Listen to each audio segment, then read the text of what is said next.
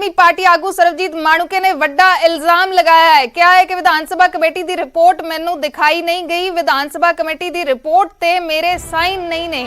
Committee के member ने सरबजीत कौर माणूके 8 नवंबर नूं यह रिपोर्ट विधानसभा दे विच पेश की सी ते सरबजीत कौर माणूके ने हुण वड्डा इल्जाम लगाया। क्या है कि मैनू ये रिपोर्ट विखाई नहीं गई ते इस रिपोर्ट ते मेरे सिग्नेचर नहीं ने।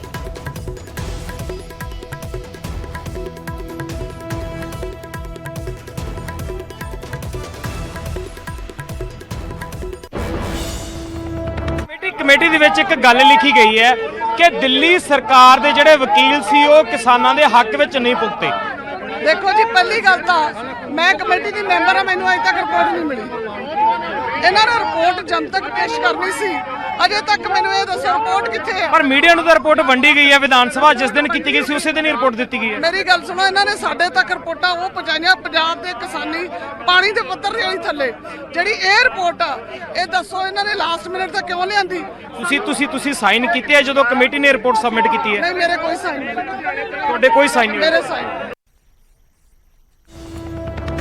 रोहित बंसल साडे सहयोगी फोन लाइन ते जुड़े हुए ने। रोहित, इस पूरे बयान नूं किवें देखिया जावे, क्योंकि कमेटी दे मैंबर सरबजीत कौर माणूके भी सी ते ओह कह रहे ने कि उन्हां नूं रिपोर्ट दिखाई नहीं गई ते ना ही उन्हां दे सिग्नेचर ने।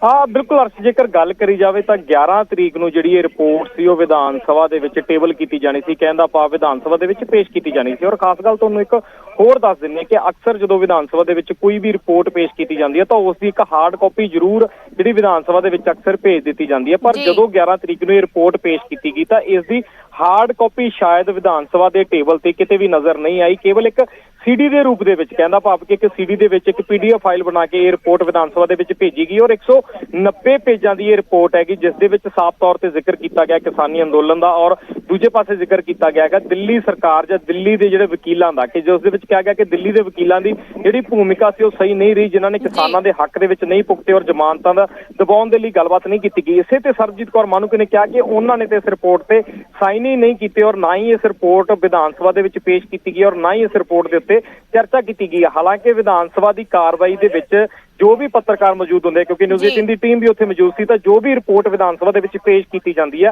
उसकी एक कापी रिपोर्टरां नूं भी जरूर दी जाती है। तो उसे ही विधान सभा की कार्रवाई दे विचों न्यूज़ 18 के कोल रिपोर्ट की जिहड़ी कापी है वो मिली सी। तो उस रिपोर्ट दे विच साफ तौर पर जिन्हां चीज़ों का जिक्र किया गया सीगा तो उस रिपोर्ट नूं उदों ही फाइल किया जाता जदों तमाम जिहड़े मैंबर ने रिपोर्ट दे वो उस ते साइन करके विधान सभा की कमेटी दे विच सबमिट कर दिंदे आ। लेकिन रोहित सवाल ये भी है कि जिहड़ियां मुख गल्लां जिहड़ियां बाहर आईयां ने इस रिपोर्ट दे विचों, जिथे इस कमेटी ने इस पूरे घटनाक्रम नूं साजिश करार दिता है, कि इन्हां गल्लां दे नाल सरबजीत कौर माणूके इत्तेफाक रखदे ने या फिर वो ये कह रहे ने कि सिग्नेचर नहीं ने ते इस करके पहला मैं रिपोर्ट पढ़ांगी फिर इस ते कुछ कहांगी।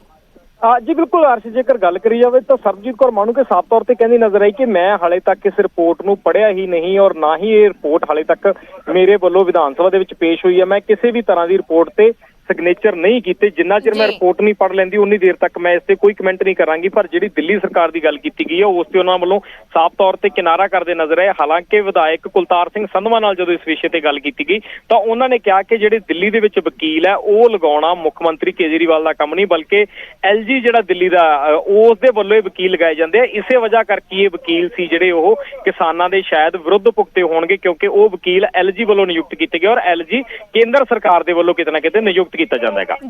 जी शुक्रिया रोहित, फिलहाल तमाम जानकारी दे लई। तां विधान सभा दी कमेटी दी रिपोर्ट ते असीं चर्चा कर रहे हैं, लेकिन इस रिपोर्ट दे लई ਜਿਹੜੇ ਮੈਂਬਰ ਨੇ 5 ਮੈਂਬਰੀ ਕਮੇਟੀ ਸੀ, ਜਿਨ੍ਹਾਂ ਦੇ ਵਿੱਚੋਂ ਸਰਬਜੀਤ ਕੌਰ ਮਾਣੂਕੇ ਆਮ ਆਦਮੀ ਪਾਰਟੀ ਦੇ ਵਿਧਾਇਕ ਨੇ ਉਹ ਇੱਕ ਸਨ। ਉਹਨਾਂ ਦਾ ਕਹਿਣਾ ਹੈ ਕਿ ਉਹਨਾਂ ਨੂੰ ਰਿਪੋਰਟ ਦਿਖਾਈ ਨਹੀਂ ਗਈ ਤੇ ਨਾ ਹੀ ਰਿਪੋਰਟ ਦੇ ਉੱਤੇ ਉਹਨਾਂ ਦੇ ਵੱਲੋਂ ਸਿਗਨੇਚਰ ਕੀਤੇ ਗਏ ਨੇ। ਤਾਂ ਸਵਾਲ ਵੀ ਖੜੇ ਹੁੰਦੇ ਨੇ। ਉਹਨਾਂ ਦਾ ਇਹ ਵੀ ਕਹਿਣਾ ਹੈ ਕਿ ਜਦ ਤੱਕ ਮੈਂ ਰਿਪੋਰਟ ਨਹੀਂ ਦੇਖਦੀ ਉਦੋਂ ਤੱਕ ਮੈਂ ਇਸ ਦੇ ਉੱਤੇ ਕੁਝ ਨਹੀਂ ਕਹਿ ਸਕਦੀ। ਤਾਂ 5 ਮੈਂਬਰੀ ਕਮੇਟੀ ਬਣੀ ਸੀ, ਇਹ ਰਿਪੋर्ट विधान सभा दे विच टेबल हुई है, लेकिन सरबजीत कौर माणूके ने फिलहाल किनारा किया है। क्या है कि ना मैनू दिखाई गई है ते ना मेरे सिग्नेचर होए। फिलहाल रुकते हैं एक छोटे जे ब्रेक दे लई।